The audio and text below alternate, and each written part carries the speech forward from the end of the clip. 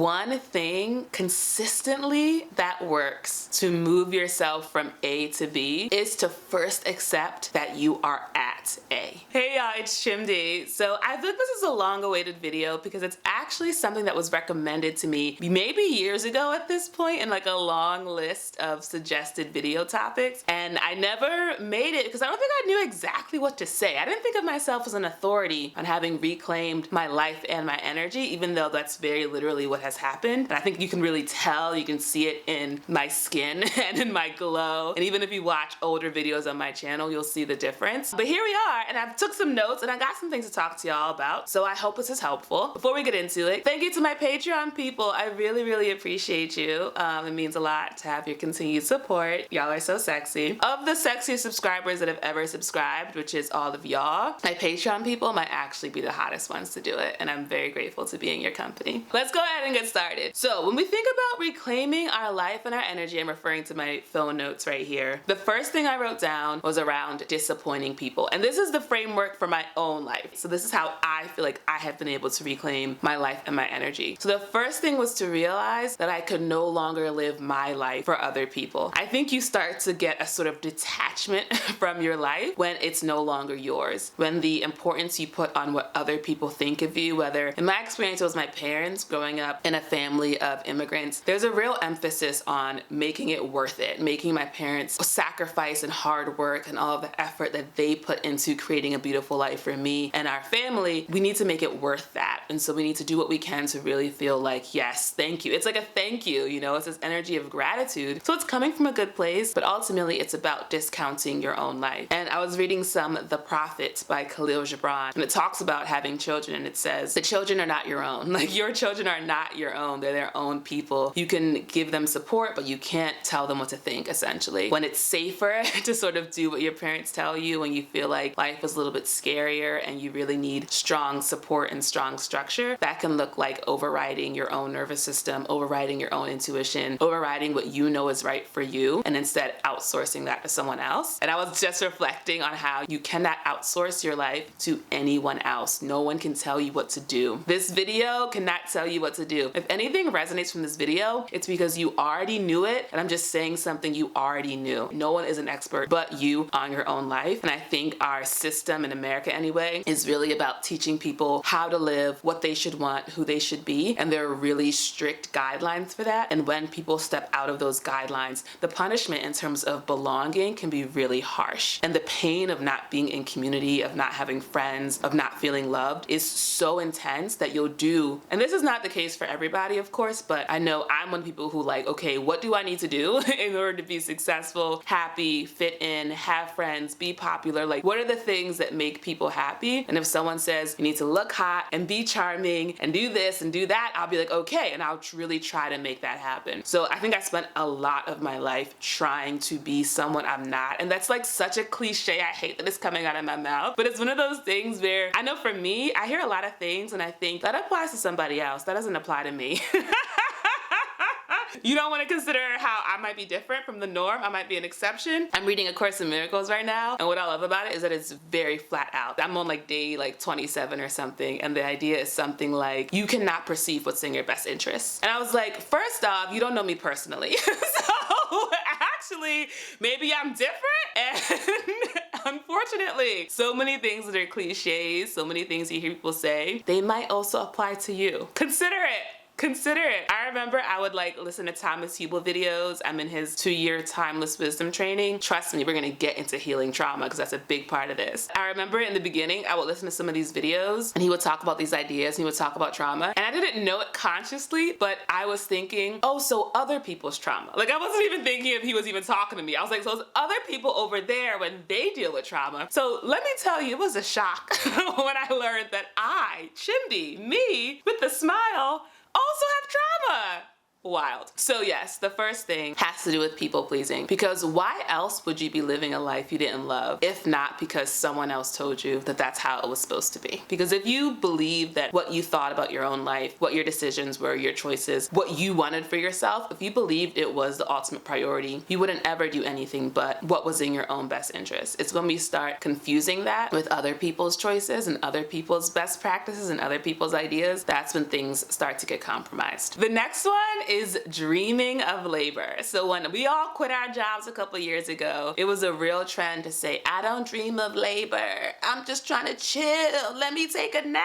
Now, to be clear, I'm a big fan of the nap ministry. I love me a nap. I try to have them every single day. However, I do think it's really, really important that your life's purpose, your life's work, how you actually spend your time day to day is spent doing something that is in fact creative and productive. I spent about a month and a half chilling in Mexico after leaving New York. Ostensibly, I was healing, to be clear. Like I was chilling on a beach and eating a lot of acai bowls, but I just did a really intense healing retreat, and I needed time for all that stuff that got shaken loose to bring yourself back down, and I did it in Mexico, weeping profusely almost every single day. So that's me justifying my month and a half long vacation from my own life. I read this great book. It's called How to Make a Hell of a Profit and Still Get to Heaven. One of the things it really emphasizes is the importance of meaningful work and how we feel good when we're doing creative things, when we're doing things that really help people, when we're doing things that are of service, when we're using all of our talents. And it's when we retire, it's when we run out of things to do that literally we die, like for real. Like there's some wild stat about you'll be living your best life, you hit retirement because you think, oh, now is the time for me to really be out here living in Florida or whatever. And then once you're there, you're like, oh, this sucks, and you die because it's not fun. If you have faculties, if you have a mind, if you have a body, if you have talents, you have skills, if you have gifts, and you don't use them, it feels bad. It feels bad to be able to do something and to not do it, and to purposely choose to not do it. So it's not about laboring in this way where you're doing this back-breaking work and it's not what you want to be doing and it's not aligned. Obviously, that's just gonna suck your spirit dry, but you do need to be doing something that actually does invigorate you and lets the energy that's in you, it allows it to flow through. And I think what's really important is that you're doing something that actually feels doable. So when I think about the different creative endeavors I've done, even things like running my coaching business, I'm a creative coach. It's only once it became possible for me, like it stopped being this pie in the sky dream of like, one day I'll have a YouTube channel, or like, man, how does someone get on a commercial? How does someone get voiceover work? How does someone get in a web series? No one in my life was in that world, so it really seemed like it was a different world for different people. And I've gotten to do so many of these things that I thought were outside of what was possible for me, and that has brought me so much new life, because now every time I do some new creative thing, I see the next creative thing as being even more possible, and I see the people who do it as even more human. And I'm like, oh, I get it. That's like a person, and I'm a person, so I can totally do that thing that dope person did over there. And with my creative coaching, I never knew there was a whole coaching industry. I never really wanted to be exposed to the world of sales and like buying and selling because I was so scared that I wouldn't be able to do it. That's part of why I got into nonprofit work, was like this fear-driven belief that I would be bad at selling. And so now I'm entering this coaching world, and at first I was like, how does it happen? How will anyone pay me thousands of dollars for the support, this, that, and the third? And now I'm realizing, oh, it's like literally everything else. It's just buying and selling. It's just having something that people want, letting people know about it, and if they want it, they buy it. The camera that I'm talking into, someone made it and I paid money, and now I own it because I like it and I want it, you know? And that's the same thing with every single thing. The ads you're seeing on this video, somebody was like, yep, I'll buy this space. Google set a price, they paid the price, now you're seeing the ad. Everything in life. I'm sitting on a carpet in my sister's living room. Someone installed this carpet. The carpet installer said this is the price for the carpet. The leasing office paid the price, and now I'm sitting on a carpet. Every single thing in life was bought and was sold. And understanding that when it comes to my coaching services, it's as simple as knowing what I'm offering and telling people about it. I thought there was some wild ass mystery. No.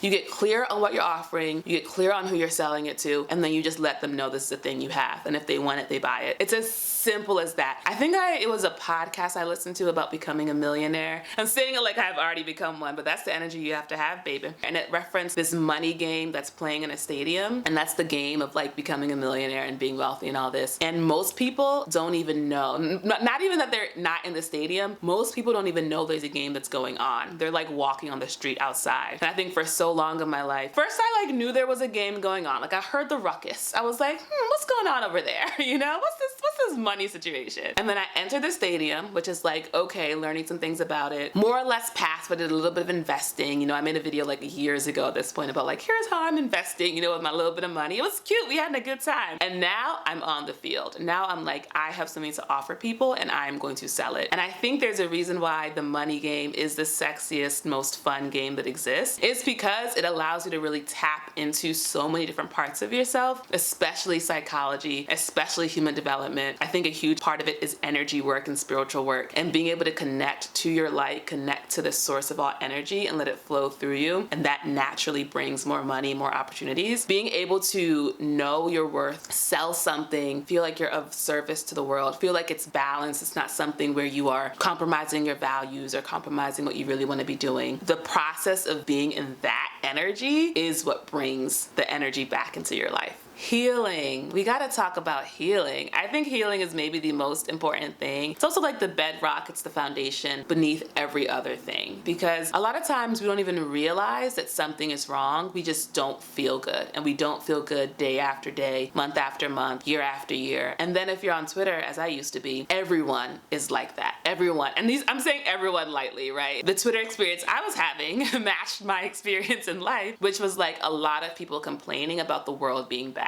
My Twitter feed was just people being like, another example of the world ending. Have y'all seen White Lotus season 2? I don't think this is a spoiler. This is like from the first episode. In the very first episode, we have a character who's like very much a New York liberal elite. She's miserable. She's deeply unhappy. She's talking to these like, I think they're also New York liberal elites, but they're more like, they're made to be very aloof, very like out of it, very like privileged, right? And so she's talking to one about getting some like sleep medication or something. And the woman says, oh yeah, I don't have any. And the first person's like the one who's more disaffected. She's like, you don't need to take anything for sleep? Like you don't have trouble sleeping? The woman's like, the one who's doing great is like, no, like I'm good. And the woman who needs the pills is like, you're able to sleep with everything that's going on? And the other one's like, what's going on? I love that line. And I think why I love it is because if you've seen the show, it's set in a resort in Italy. They are doing fine. Everyone there is doing fine. They are on a resort in Italy. But homegirl's like, the end of the world, you know, all this bad stuff that's happening. And the woman's like, you know, I don't really read the news. I just really mind my business. And I think as an audience, we're supposed to think that that woman is out of touch for not reading the news and minding her business and staying in her joy. And that our other character who's like angry about her life and in this terrible marriage, et cetera, et cetera, et cetera, that she's like the one who's like us. But I remember watching that scene and being like, no girl, I think you are both lounging by a pool and one of you is happy about it and the other one of you isn't. I think the part of you that's unable to be happy in your life, you might be the one who needs help. I don't know if this is a hot White Lotus take. The show is also over. So hopefully if you haven't seen it, it's because it's a choice you've made and I'm not spoiling anything for you. But I feel like we're made to believe that the really rich person who's like aloof and living her best life and just going from vacation to vacation is somehow in the wrong. But I think that this is also like super duper fundamental is, do you believe life is suffering or do you believe life is about joy? And I used to say this as a mantra before I knew what mantras were. I used to say, life is a game of endless suffering. I used to talk about the beautiful struggle. I used to talk about how hard things were. And I genuinely had this attitude of like, this is a slog. This thing called life is a slog day after day. I just gotta get through it. Like that was the energy, was like, all right, let me just get through it. I was on my Facebook page recently and I was looking through all these old posts from like when I was in college and in post-grad. Your girl was going through it. And I had no idea because that was normal for me. No, the energy, the negativity, wild.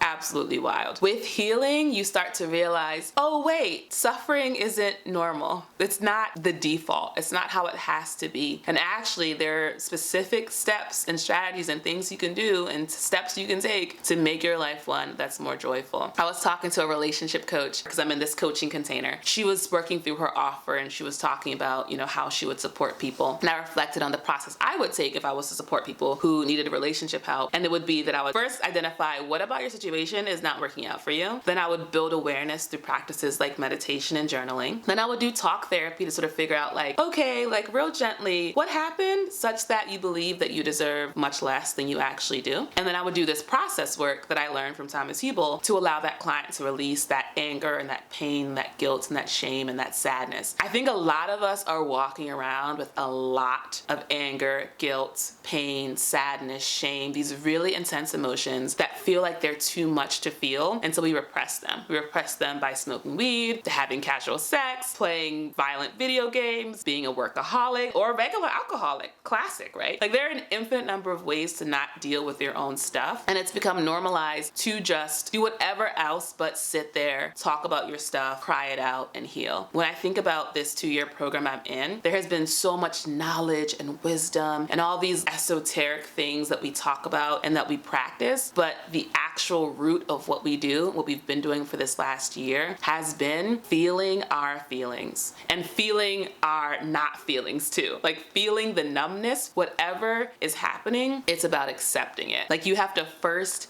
be where you are in order to take stock of your situation and then start walking step by step in a different direction. I would spend so much of my time, and that's, intelligent, wise response. We honor our young parts, we honor our young coping mechanisms. One of those coping mechanisms I had was to spend a lot of time either in the past or in the future. Like I was so rarely in this moment right here because this moment was uncomfortable and I didn't want to be with the discomfort. I didn't want to be with the relationships I was in that were not hitting the spot. I didn't want to be with the jobs that weren't fulfilling me. I didn't want to be in the living situations that didn't match my expectations. It was so uncomfortable. It made me so frustrated. It made me so angry and sad that instead of being in it energetically, emotionally, I would project myself into the future, trying to get myself over there. But you can never leave where you are. So if you aren't able to be where you are, if you do find yourself physically moving somewhere else, it's just a matter of time before you go back, and that same energy with you will travel wherever you go. And so being able to actually just presence myself and be with everything that was happening, and instead of judging it and saying it's wrong, bringing love and bringing compassion to myself and to my experience. That's the thing, it's not just feeling feelings for its own sake or feeling them so that they'll go away. We feel them because it's what we feel, and to be with ourselves is to honor ourselves, is to respect ourselves. And I think if you look at your life and you feel like you don't have the energy, you don't have the time, it doesn't match your values, I think chances are it's because you can look at specific areas and say, in this area, I'm not honoring myself. In this area, I'm not respecting myself. In this area, I'm not valuing myself. I'm not putting myself first. I'm not prioritizing myself. I'm not treating myself as if I'm worthy of a beautiful, full life. And so when you keep telling yourself that again and again and again with all of your actions, you start to believe it. Your energy starts to wane.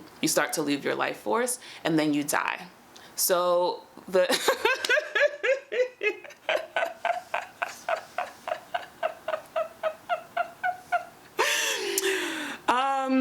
So subscribe. Thanks for watching